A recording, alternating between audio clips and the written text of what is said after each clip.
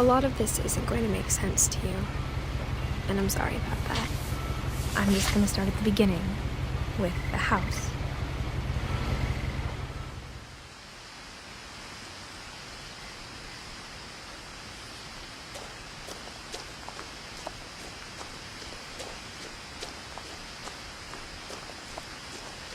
I lived here until I was 11, but I wasn't allowed inside half the rooms.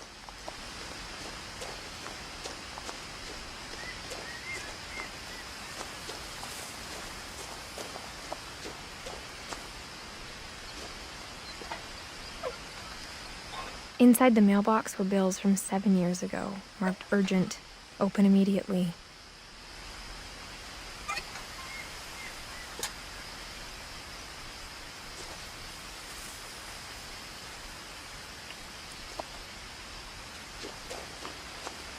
I hadn't been back since my brother Lewis's funeral.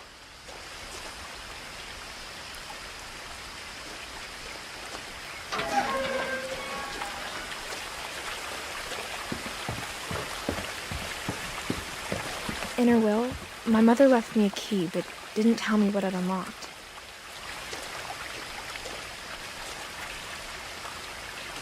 Maybe she thought I'd know, or she thought that the mystery would be enough to bring me back.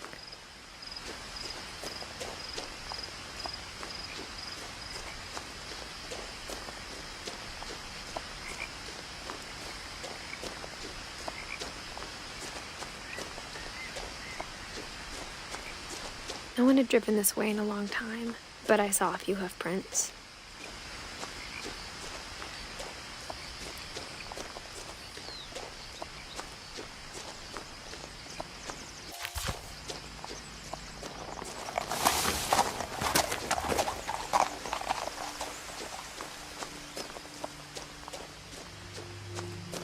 The truth is, even after I inherited the house, I never thought I'd come back to it.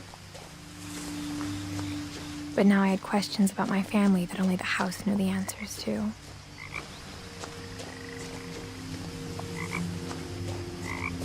The house was exactly like I remembered it, the way I'd been dreaming about it.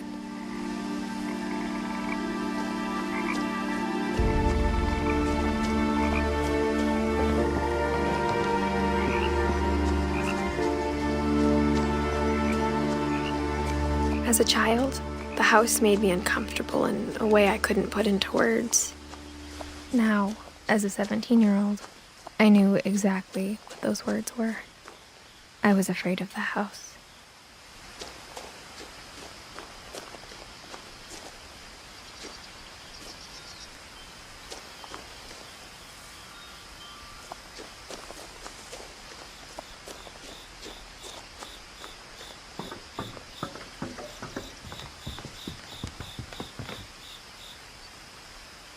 I hoped the key might unlock the front door. It didn't.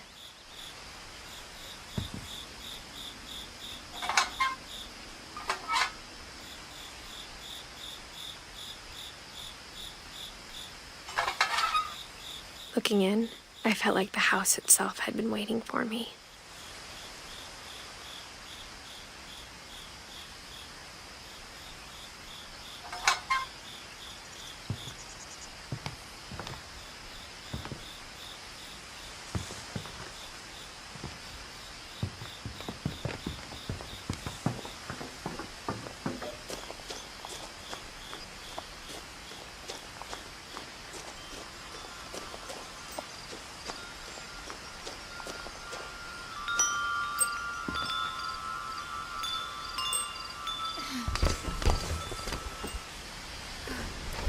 Crawling through the doggy door used to be a lot easier when I was 11.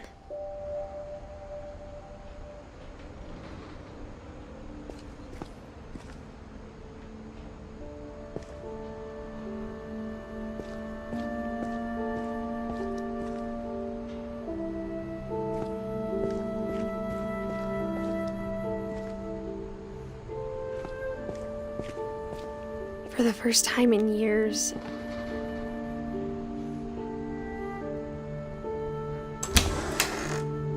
I felt like I was home.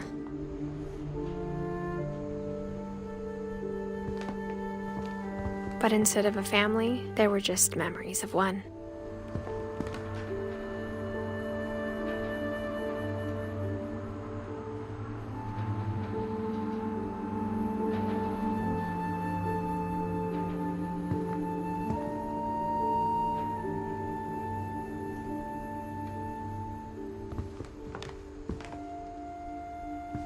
Like how only one restaurant would deliver to our house, so we had Chinese a lot.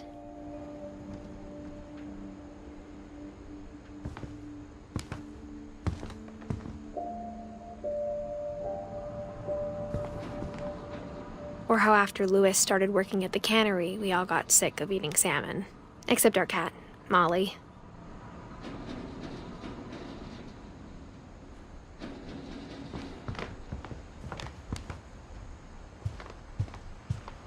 The table was still a wreck from the night we left. It was like a bomb had gone off, killing everyone but sparing the furniture.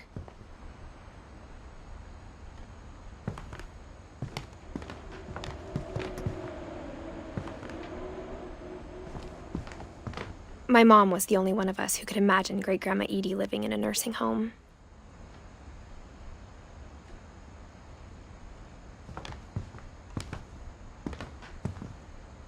Nothing in the house looked abnormal.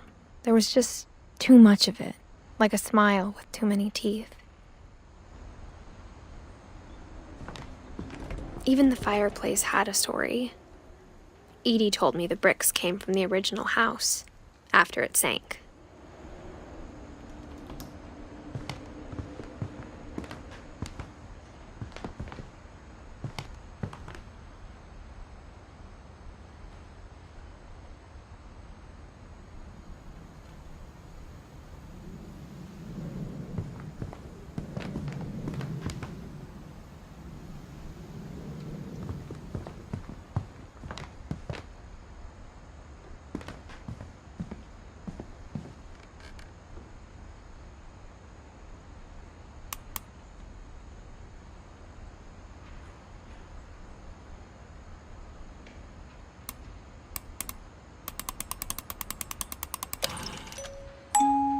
Great-Grandpa Sven built a music box for Barbara, along with the rest of the house.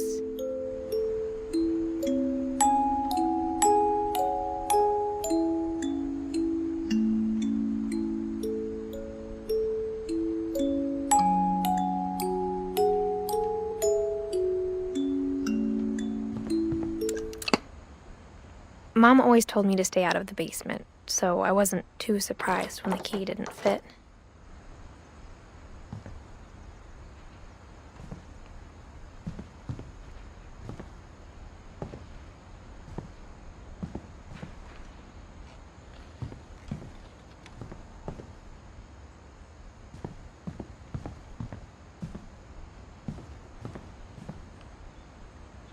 A lot of things got left behind in the whirlwind of that last night.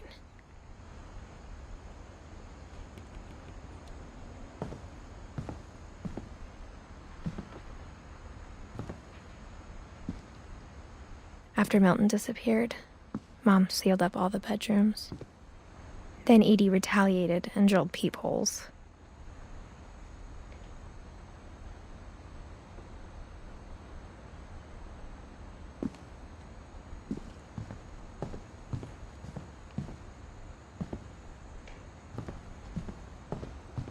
Edie's father, Odin, built the original house.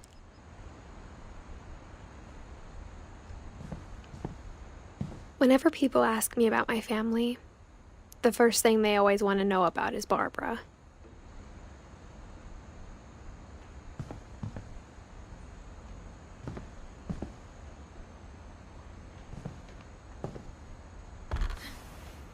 Barbara was a child star for 2 years, until America grew out of it.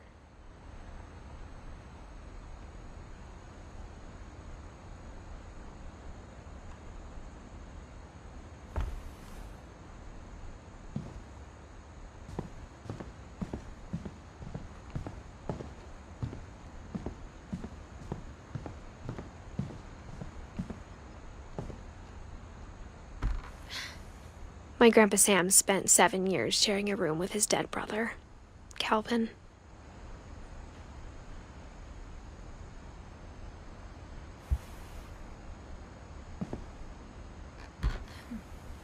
As a kid, I just assumed every house had peepholes and sealed rooms you weren't allowed inside of.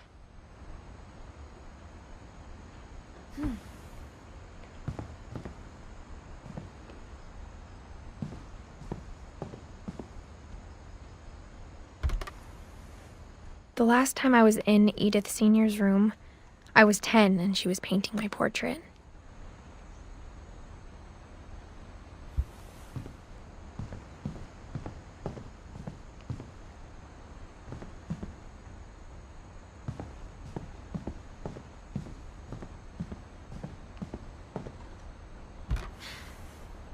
Molly always seemed like a girl I could imagine being friends with, if she hadn't died in 1947.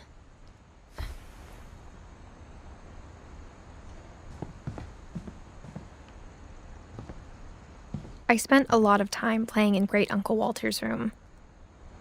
I think my mom sometimes regretted not sealing it up. Lewis told me there were secret passages, but I never believed him.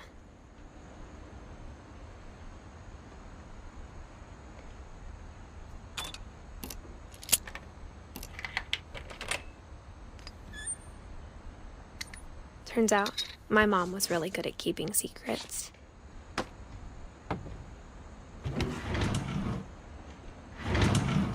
Now it was time to find out what my mom had been afraid of.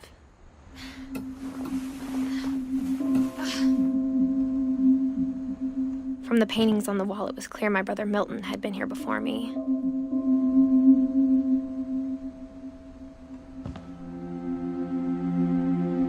Reading this, maybe it sounds like I had a plan. But I had no idea what was behind that door.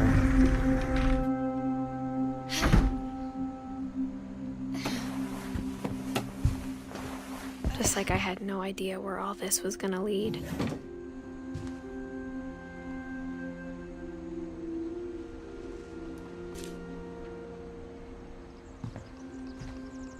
I grew up looking at Molly's room through the peephole.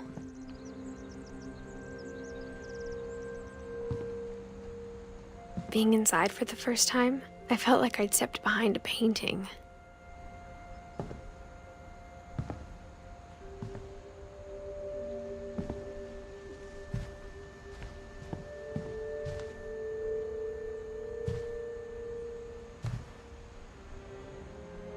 I got the sense Edie had spent a lot of time here, before my mom sealed the doors.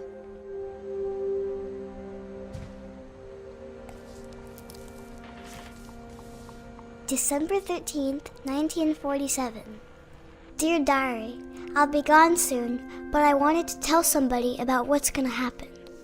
It started when Mom sent me to bed without dinner. I woke up and I was starving, so I looked around for something to eat.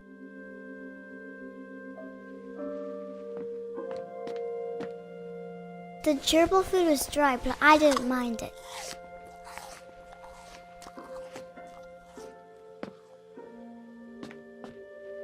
My Halloween candy was all gone.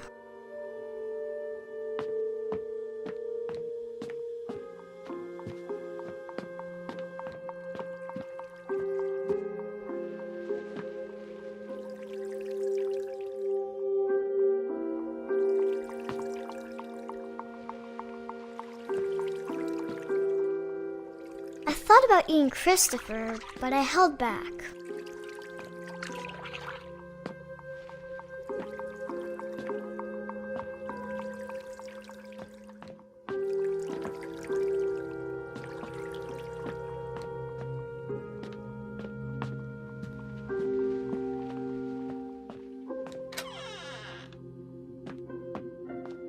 I kept eating and eating.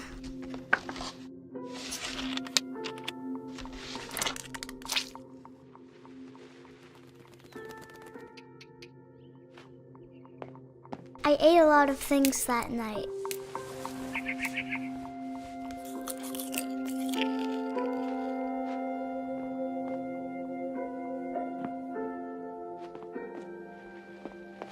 Then I heard chirping outside my window. It was a barn swallow going back to her nest. I reached out for her.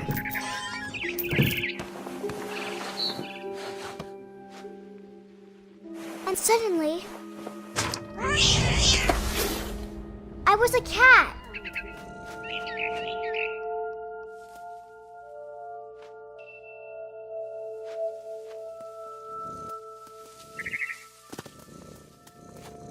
I tried to be quiet, but the bird was really scared.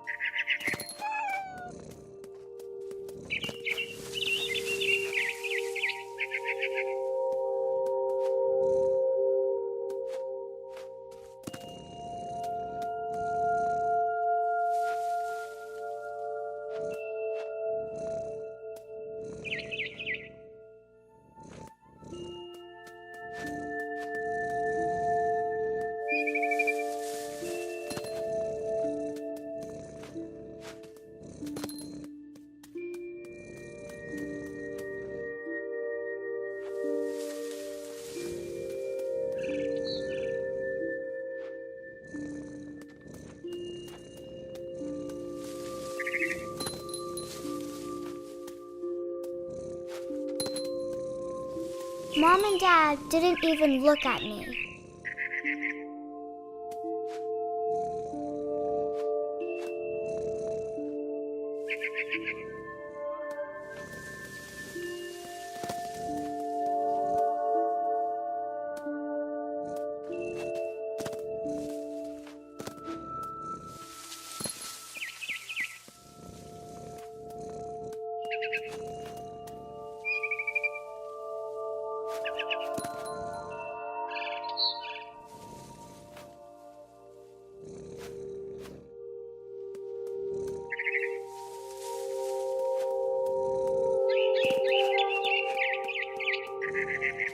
I jumped and I almost got her.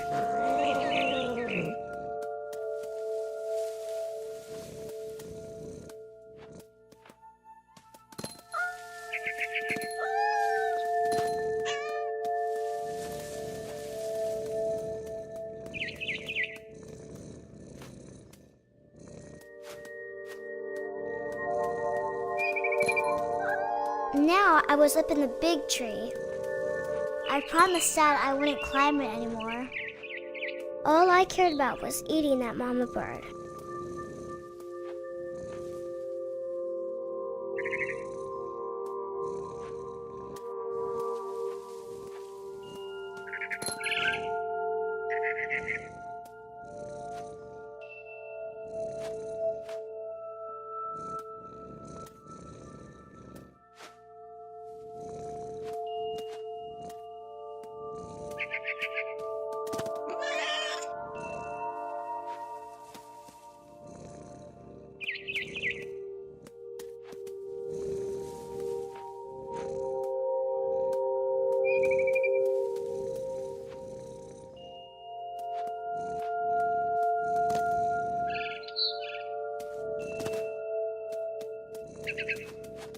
I gobbled her up.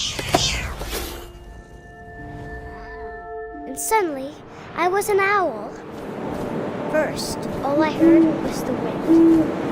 Then I heard little teeth nibbling in the grass.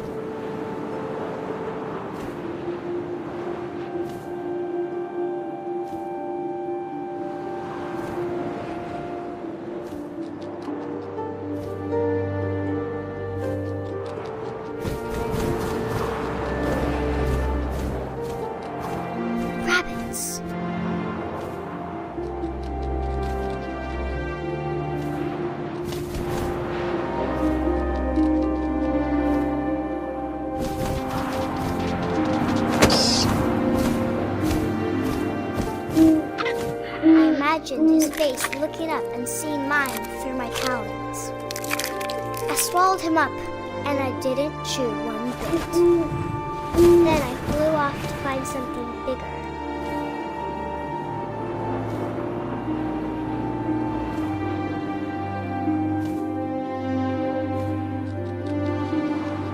a mama rabbit.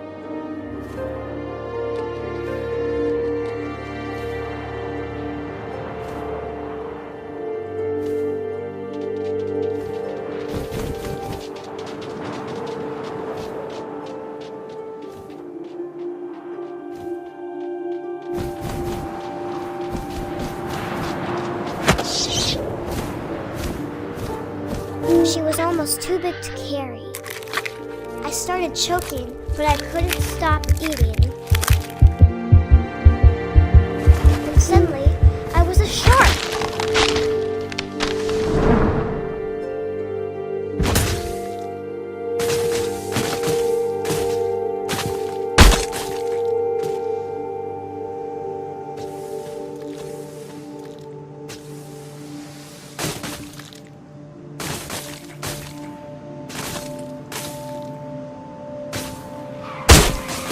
I rolled off a cliff and into the ocean.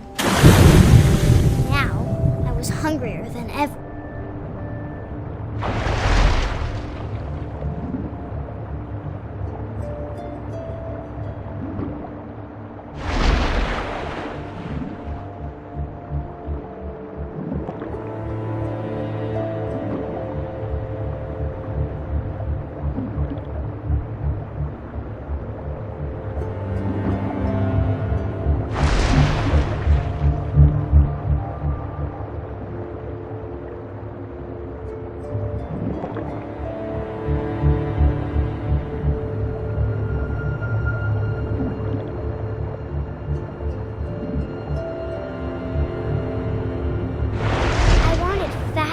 Juicy seals.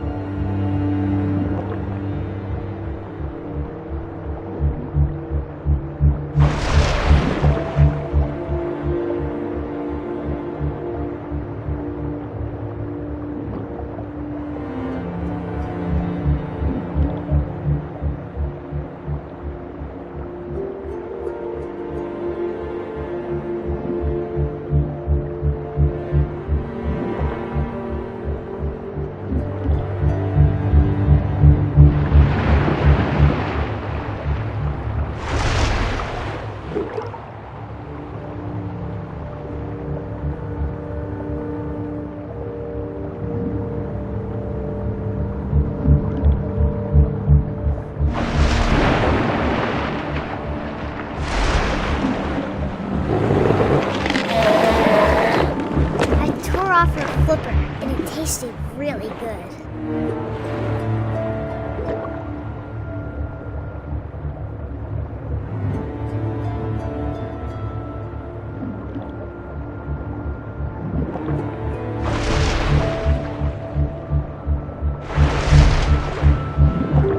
I grabbed on tight.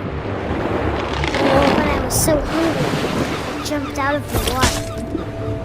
When I opened my eyes, everything had changed.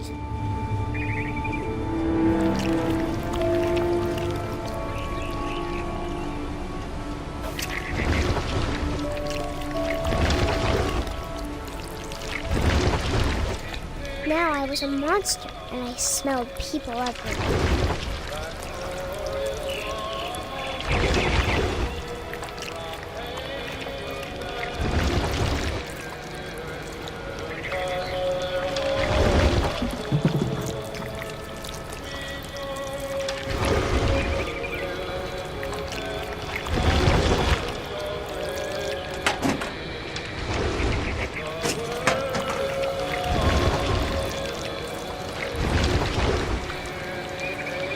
I was big, but I moved real quiet.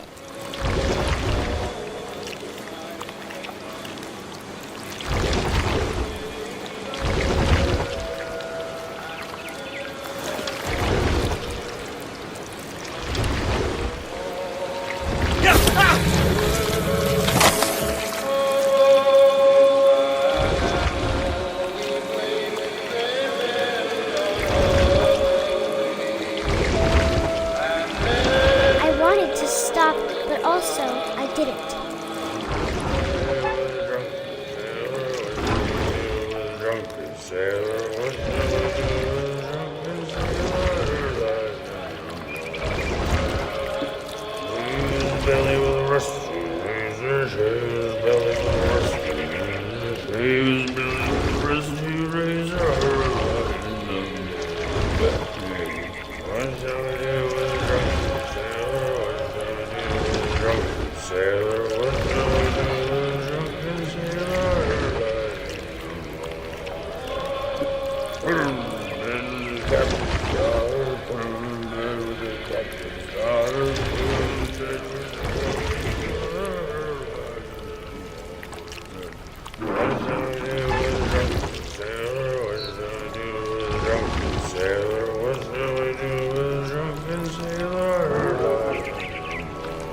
After the last passenger, I was still hungry. And across the water we smelled something new. Something I had to have, so I swam towards it. I slithered onto the sand, and the good smell went into an old pipe.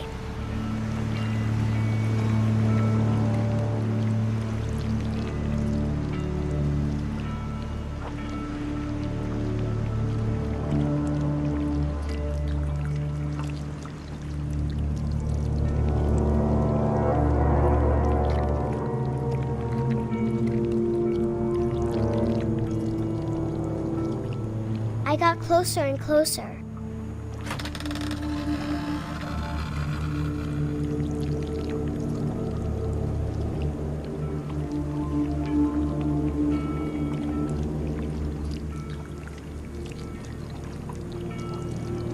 All of my stomach started growling. And suddenly, I was me again. I held my breath for a long time, but I couldn't hear anything. I think it's waiting for me to fall asleep. But it's not going to wait much longer. It needs to feed, and we both know I will be delicious.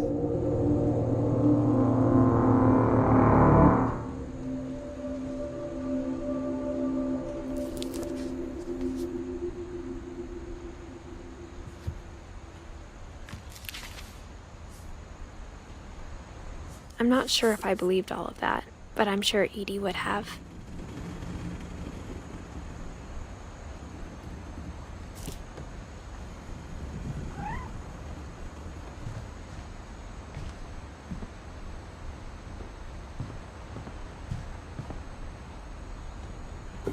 Molly's gerbil had a tiny bedroom with its own even tinier gerbil cage.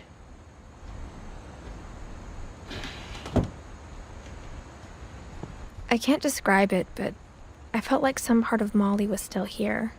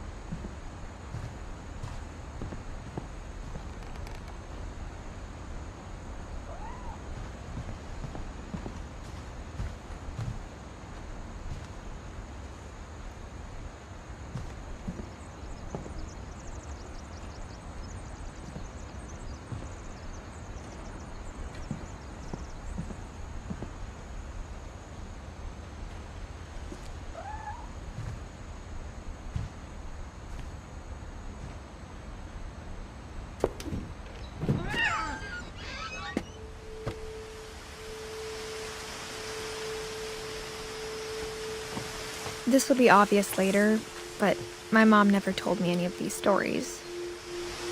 Edie would have, but Mom didn't like bringing up the past.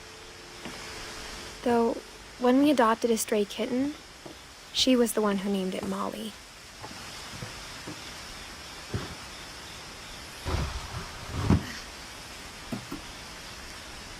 I spent a lot of time in Great-Grandma Edie's room.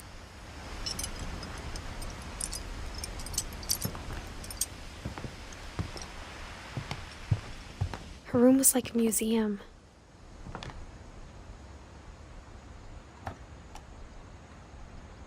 For 500 years, the Finches have been famous throughout Norway for their fortune and misfortune.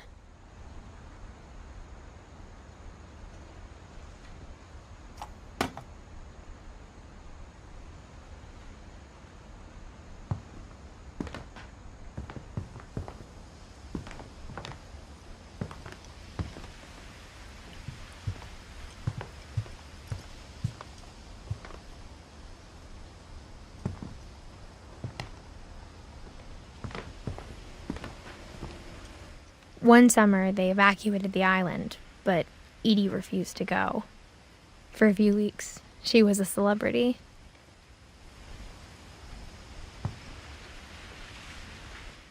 I hadn't thought of myself as Edith Jr. for a long, long time. Edie gave a big interview about a mole man living under the Finch house. My mom was furious. Edie knit me a new pair of gloves every year, just in time to replace the old ones. Louis died a week before we left, but Edie had already started to memorialize him.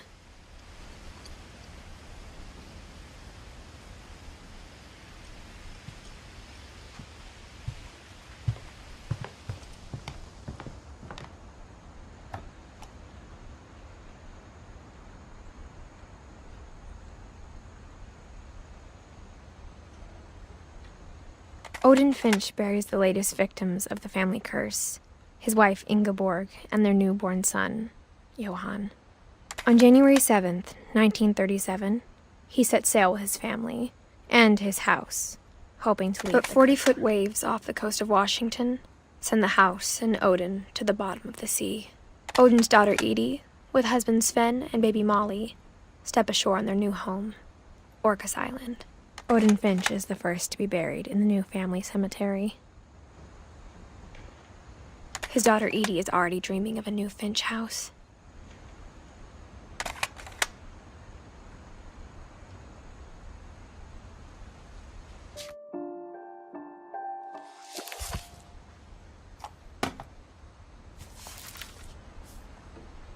Whatever's wrong with this family, it goes back a long ways.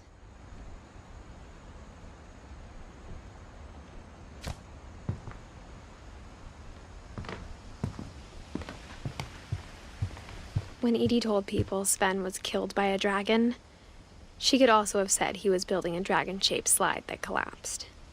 She could have, but she didn't. Even in her 90s, sometimes Edie seemed a lot younger than my mother.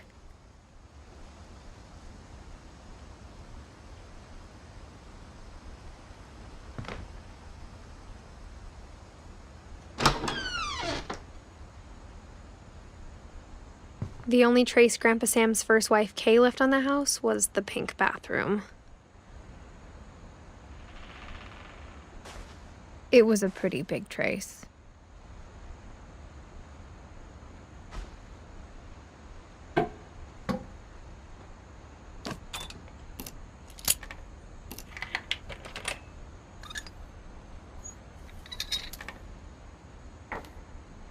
There's a secret in this bathroom. It's in the last place you would look. It isn't in the cupboard.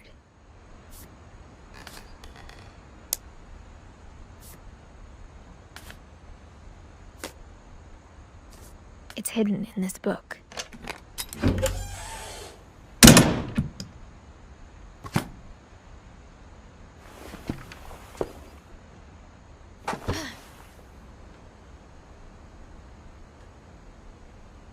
Sven gave Sam an old camera he'd refurbished.